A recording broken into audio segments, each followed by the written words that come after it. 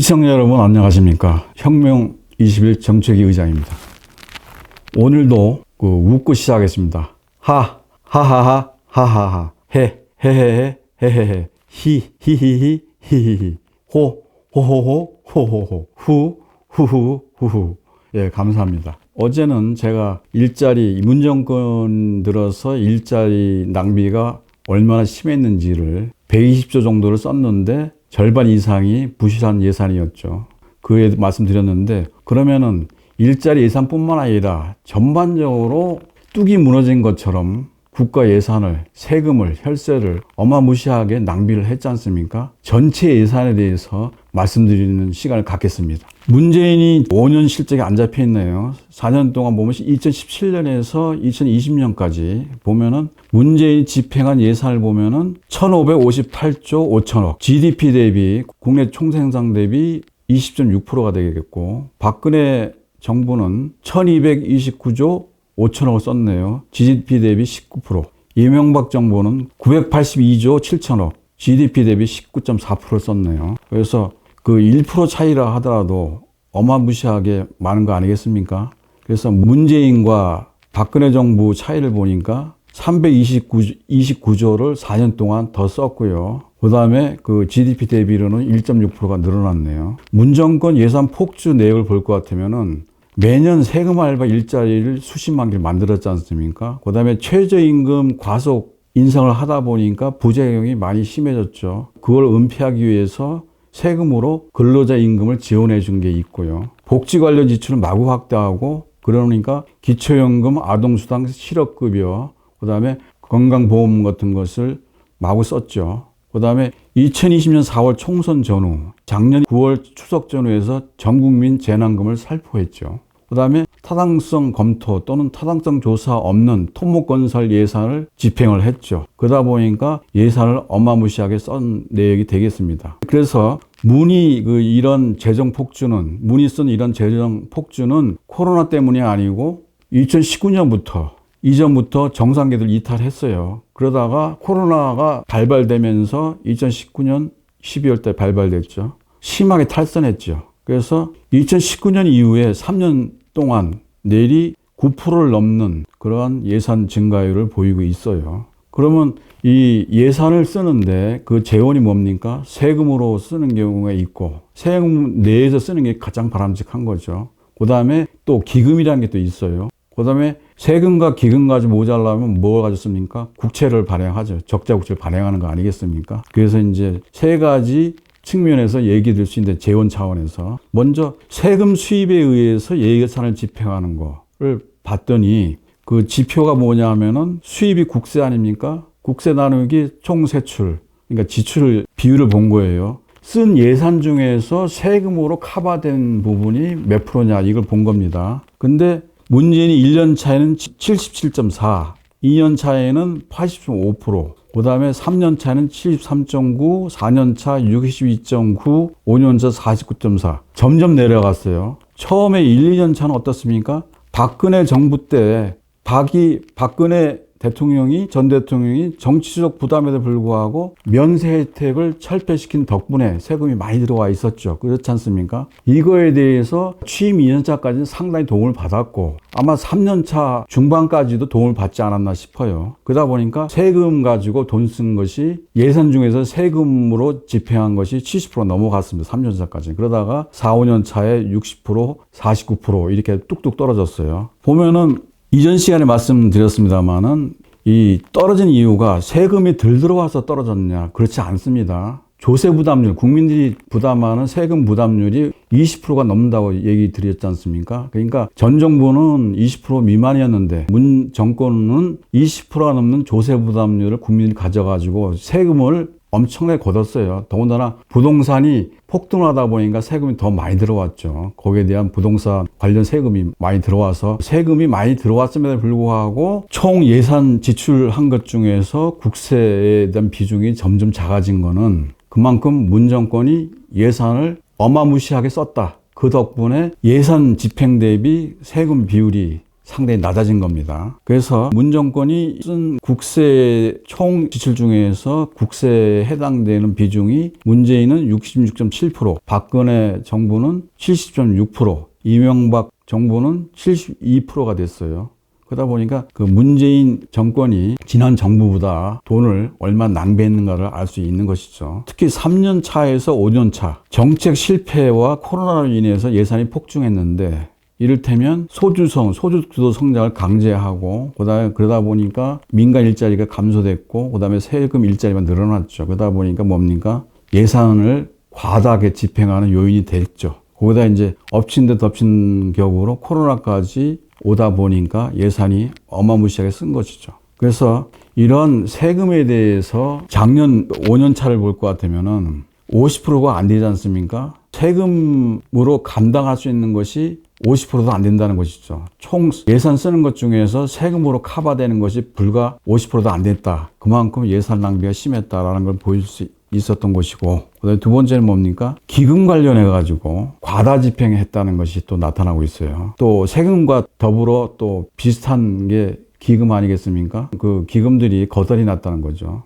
그래서 문재인 취임할 때 보면은 고용보험 기금 적립금이라는 것이 10조가 있었는데 그것이 2018년 이후에 지출이 수입을 초과하다 보니까 계속해서 결손이 났죠. 그래서 2020년까지 누적 그 기금 결손이 8조 2천억이었어요. 결손이.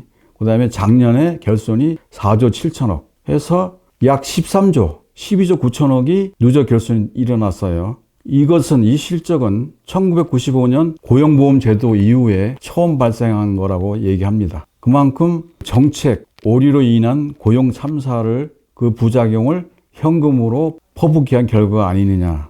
그래서 이것은 코로나 탓이 아니고 기금 감소는 무리한 최저임금 인상을 했다든지 그래서 소득주도 성장을 해서 밀어붙여서 대량 일자리 감소를 가져왔다는 거. 그 구멍을 실업급여로 메꿨죠. 그렇지 않습니까? 지급 금액과 기간을 대폭 확대해가지고 그 구멍을 메꿨어요. 그러다 보니까 기금 지출이 눈덩이처럼 증가해가지고 결손이 난 겁니다. 그래서 특히 실업급여와 관련해서 정말 잘못된 거를 지적하고 싶은데 2020년에 주 40시간 근로자 최저임금이 월 179만 원이었어요. 근데 실업급여를 한액을 얼마로 정했냐면 181만 원으로 정했어요.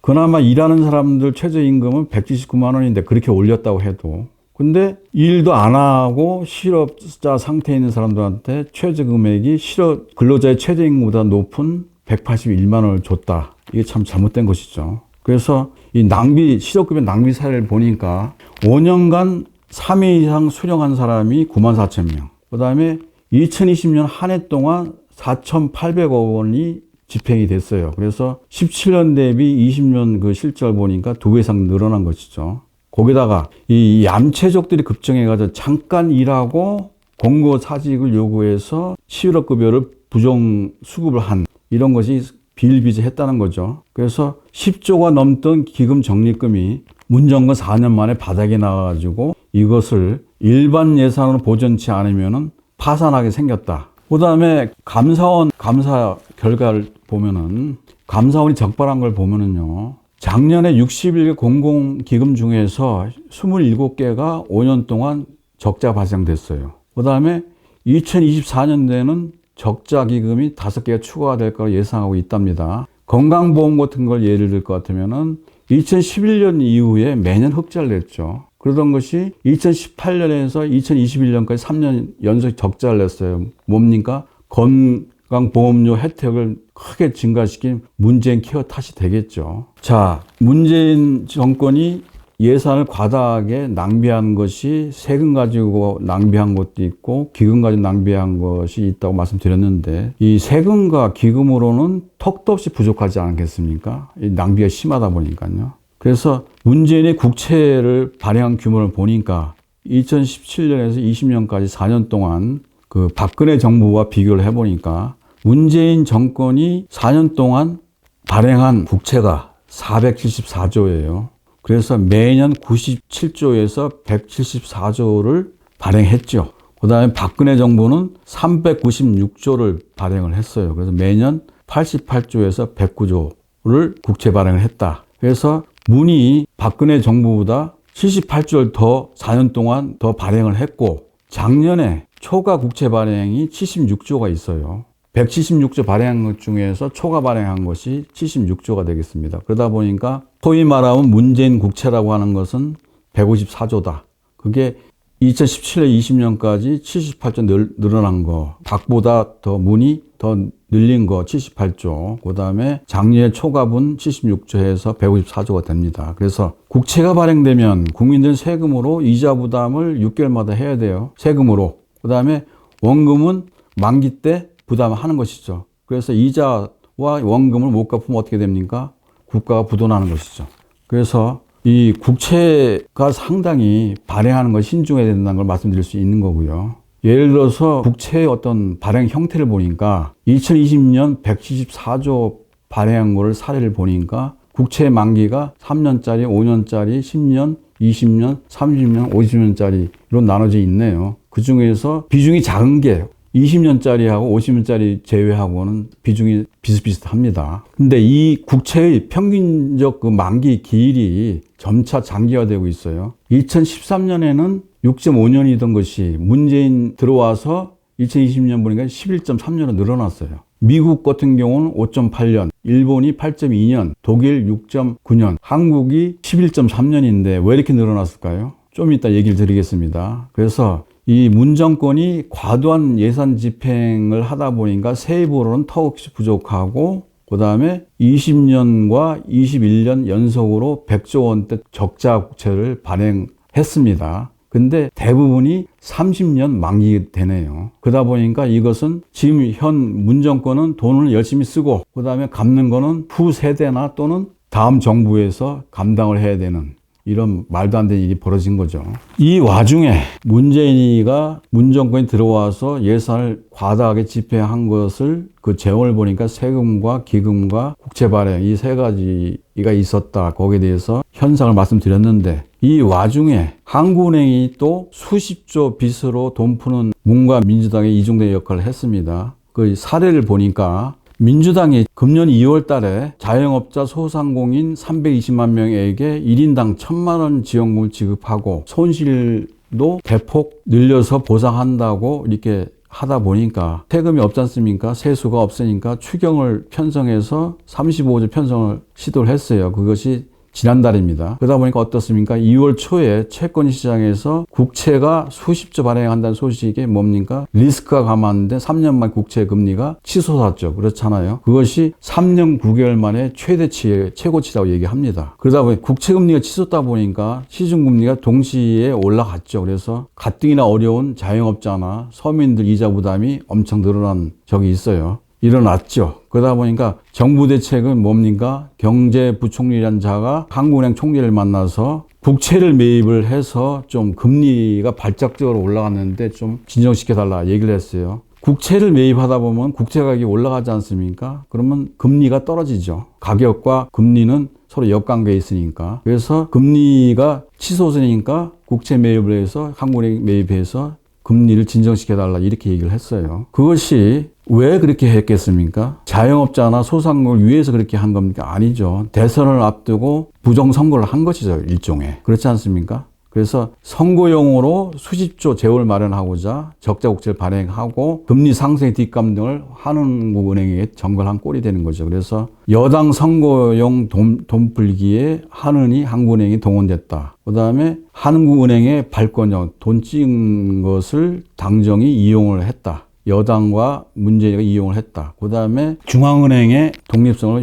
심하게 훼손한 것이 되는 거죠. 한국은행이 뭡니까? 자동 출납기, ATM 역할을 한 것이죠. 근데 이자들이 지난달만 그렇게 한 게 아니고 21년 재보선 때 서울, 부산에서 재보선이 있지 않았었습니까? 이때 민주당에서 여당에서 자영업자 손실 보상금 지원 마련이라는 명목으로 국채를 발행하고 그것을 한국은행에 전량 매입토록 하는 입법까지 시도를 했었어요. 그래서 여러분 어떻습니까? 국채를 기재부에서 발행하면 한국은행 매입하지 않습니까? 이렇게 되면은 한국은행이 매입한다는 것은 돈을 찍어서 시중에 공급한다는 얘기예요. 그렇게 되면 뭡니까? 시중 통화량이 증가가 되는 거 아니겠어요? 시중 통화량이 증가되면 그렇지 않아도 인플레 때문에 고통을 받고 있는데 인플레가 더 일어나고 지금 우리나라 물가가 어떻습니까? 4개월째 고공행진을 하고 있지 않습니까? 그러다 보니까 또 시중에 자금이 풀려서 고공행진하는 거에 외에 국채를 발행하니까 어떻습니까? 우리나라 국가 부채가 늘어나는 것이 되는 것이죠. 그렇게 되면 국가 시정도가 또 하락하는 그런 불상사가 있지 않겠습니까? 그래서 한국은행이 문재인에게 쓰는 수십조 예산에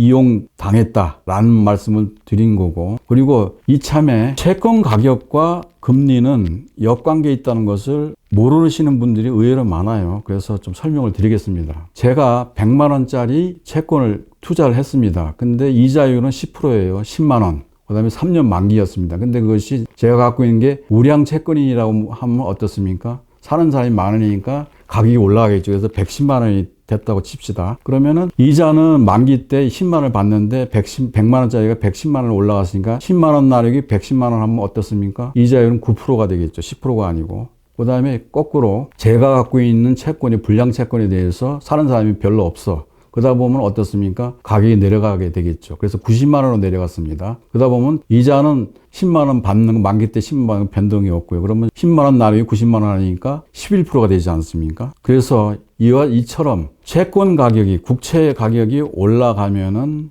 금리는 내려가고 그다음에 국채 가격이 내려가면은 금리는 오르는 역관계에 있는 것이 되겠습니다. 이해를 하시겠죠? 자, 마지막으로 문재인이 이렇게 예산을 폭증시키고 국가 부채를 급증시켰음에도 불구하고 이 사람은 거기에 대한 어떤 자책감이라든가 또는 문제가 심각하다는 생각을 전혀 한 적이 없는 사람이에요. 작년 5월 달에 국가재정전략회의를 문의 주재를 했어요. 금년 22년까지는, 그러니까 금년 얘기하는 거죠. 금년에까지는 확장 제조 기조가 필요하다, 유지하는 게 필요하다 강조를 했어요. 그러면서 뭐라고 얘기했냐면 국가 부채가 빠르게 증가하고 있지만 다른 나라에 비해서 증가폭이 작고 재정 건전성이 양호하다고 얘기를 했어요. 참으로 가증스러운 얘기 아닙니까? 4년 내내 초대형 적자 예산을 편성하고 세금을 펑펑 썼는데 퇴임을 앞둔 금년에도 재정 중독 증세가 계속 낫지 않고 계속 이어지고 있었다는 걸 얘기하는 거고, 또 뭡니까? 문재인이가 수십 년 지켜온 우리나라 국가 부채 비율이 40% 미만이었는데 이 40%를 지키려고 하는 관료들한테 40% 마지노선이 근거가 뭐야? 하면서 한마디로 허물어버리고 그러면서 뭡니까? 돈을 막 썼죠. 재정을 폭주를 했죠. 그래서 정부 수립한 이후 1945년 정부 수립한 이후에 70년간 누적 국가 부채가 660조 정도 수준이었는데 문이 집권 5년 만에 421조를 늘려놨어요. 70년 동안 660조였는데 불과 5년 동안 421조를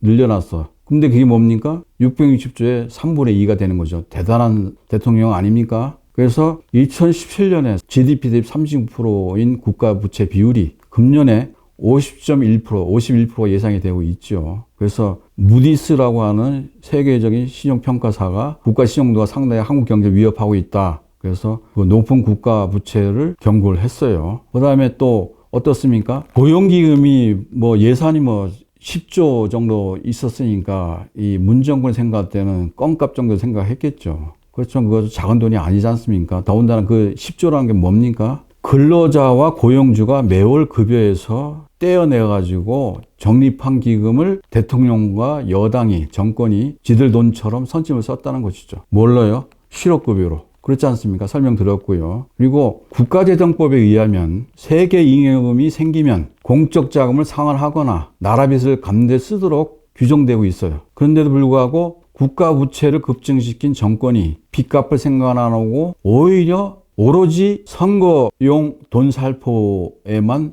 초점을 맞추고 있다는 것이 심각한 여건인 거죠.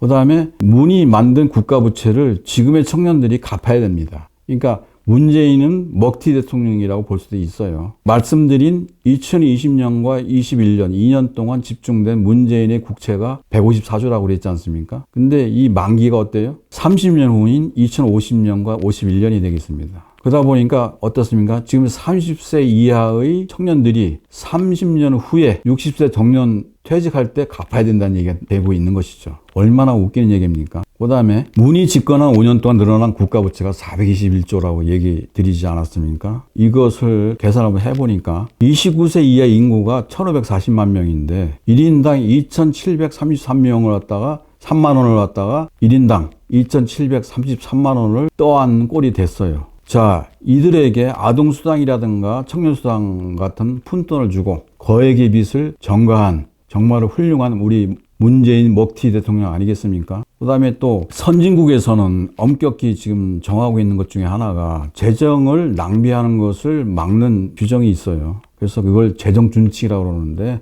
방만한 씀씀이를 막을 제동장치가 있음에도 불구하고 문재인이가 쓰는 이 예산 과도한 집행은 멈추지 않고 있어요. 청년 세대를 착취하고도 재정준칙은 어떻습니까? 임기가 지난 2020년 본인이 재임 시에 국가부채를 좀 단도리를 하고 늘어나지 않도록 총력을 기울여야 됨에도 불구하고 국가부채 비율 40% 마지노선을 정한 게 뭐야 하면서 순식간에 허물어뜨리고 국가부채를 421조를 늘려놨죠. 정권이 수도 없이 바뀌었는데 그동안 660조밖에 안 되던 국가부채를 본인이 421조를 늘려놨어요. 대단한 대통령 아니겠습니까? 근데 이 부담을 자기 있을 때는 본인이 돈을 쓰도록 하고 2025년부터 그 적용하게끔 만들어요. 그러니까 다음 차기 정부 때부터 이 돈을 갖다가 쓰는 걸 스트릭트하게 엄격하게 관리하라고 재정준칙이라는 것을 적용하는 그런 참 질 나쁜 대통령이 아닐 수가 없는 것입니다. 그래서 임기 내 본인은 돈을 막 펑펑 쓰고 뒷감당은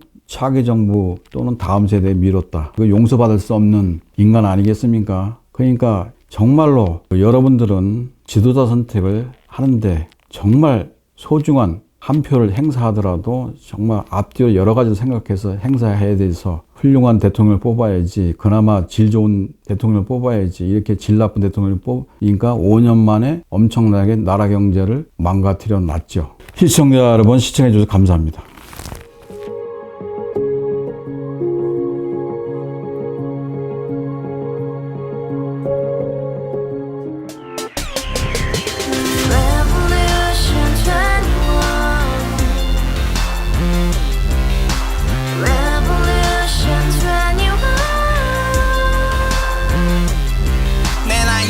월세 30 코인 빚만 300 서울에 온 지 벌써 10년 아둥바둥 버텼지만 여전히 난 반지 하에 제왕 곰팡이 연문제약 내 브랜 깡통 망통 완전히 폭망 고시원 창문만큼 작아진 내 꿈 연애 결혼 내 집 모든 게 헛꿈 1년 전 떠난 여친 울며 말했지 같이 써봤자 평생 가본 게 꼭꼭꼭하지 가바후스 700 나도 소유주 가바후스 700 나의 소유주 택시기사 우라부지 마트 캐셔 우라무늬 우리 집안 다 털어봤자 후줄 그래 개선민 내 미래 거기서 팍 끝난 거지 팍더 이상 노력 따윈 괴물이 스펙 찾아서 말리 비오는 날 알바 잘려 맨날 학원 날 개쳐 빨려 밤비 내리는 양화대교 홀로 걷고 있을 때 현수막에 아로 새겨진 평당 700짜리 아파트 다같이 소리 질러 혁명 21 가바후스 700 나도 소유주 가바후스 700 나의 소유주 You and I, we live together in the house brand new day and your dream had just begun Revolution 21 only hope and happiness 너의 곁에 내가 영원히 지금까지 정치인들 입만 열면 찝찝찝 개소리 멍멍멍 쳤다 하면 뻥 잘난 부모 만나 잘난 학교 나오면 뭐 하나 우동살이 꽉 찬 대가리 깡통 소리 통통 저 푸른 초원위에 그림 같은 집을 짓고 평생